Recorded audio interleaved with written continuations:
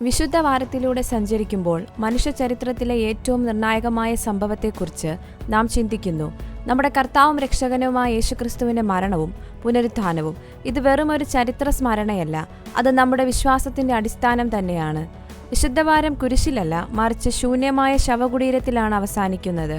യേശു മരിച്ചവരിൽ നിന്ന് ഉയർത്തെഴുന്നേറ്റ് തന്റെ ദൈവത്വം തെളിയിക്കുകയും തന്നിൽ വിശ്വസിക്കുന്ന എല്ലാവർക്കും നിത്യജീവൻ ഉറപ്പാക്കുകയും ചെയ്തു. യേശുവിന്റെ കഷ്ടപ്പാടുകൾ യാദൃശ്ചികമോ ആകസ്മികമോ ആയിരുന്നില്ല, അത് പ്രവചിക്കപ്പെട്ടിരുന്നു.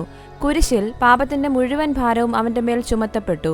അങ്ങനെ നമുക്ക് സമാധാനവും രോഗശാന്തിയും ദൈവവുമായുള്ള അനുരഞ്ജനവും ലഭിച്ചു. പിതാവേ, കഴിയുമെങ്കിൽ ഈ പാനപാത്രം എങ്കിൽ നിന്ന് നീങ്ങിപ്പോകണമേ, എങ്കിലും ഞാൻ ഇച്ഛിക്കും പോലെയല്ല, നീ ഇച്ഛിക്കും പോലെ ആകട്ടെ.